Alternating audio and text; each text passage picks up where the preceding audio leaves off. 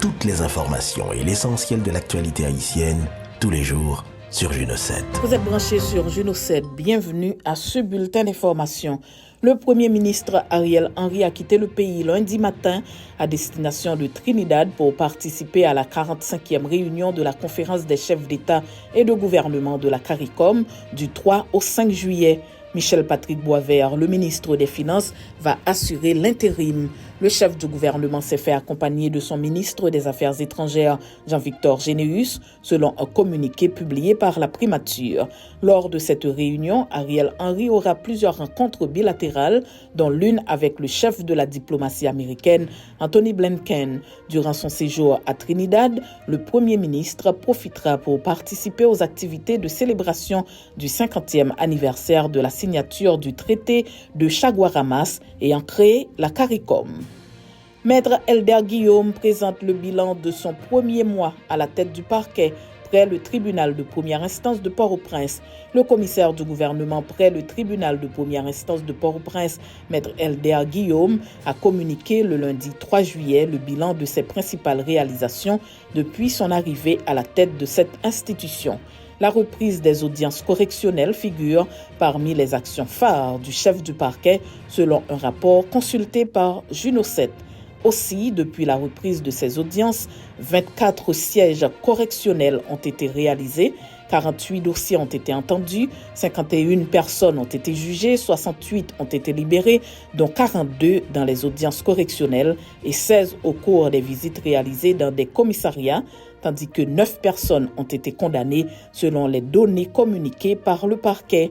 Depuis son arrivée à la tête du parquet de Port-au-Prince, Maître Elder Guillaume informe avoir également réalisé des visites dans des commissariats et sous-commissariats, mais aussi à la prison civile de Port-au-Prince, au Sermicole et à la prison civile des femmes.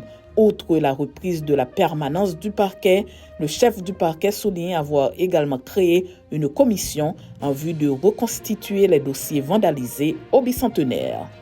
Dossier Yves Jambard, le tribunal fédéral suisse rejette l'appel de la FIFA demandant l'annulation de la décision du TAS.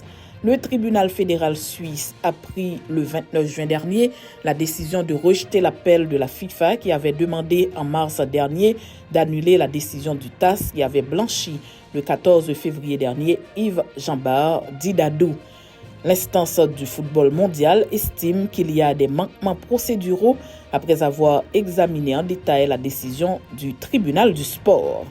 Gold Cup 2023, énorme désillusion pour l'équipe haïtienne éliminée dès le premier tour.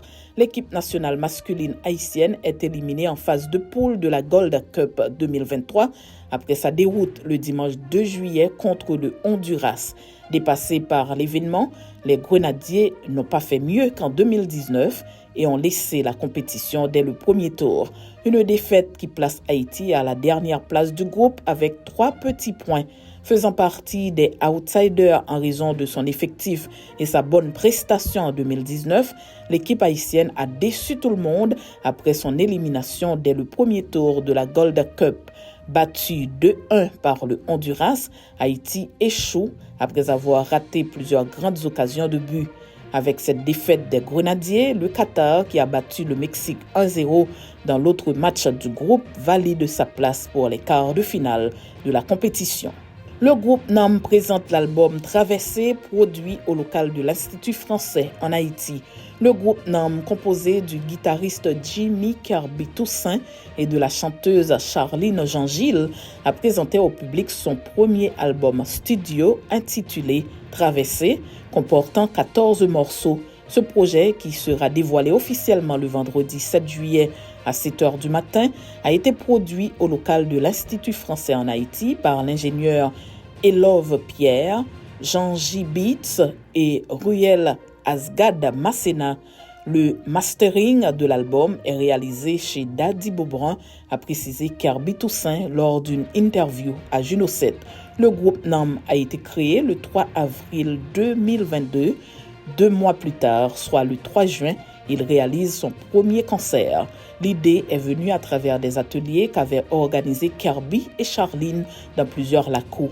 Ces ateliers avaient pour objectif de rendre les musiques vaudou beaucoup plus belles en les mélangeant avec des techniques vocales et des instruments. C'est la fin de ce bulletin d'information. Merci de votre fidélité à Juno 7.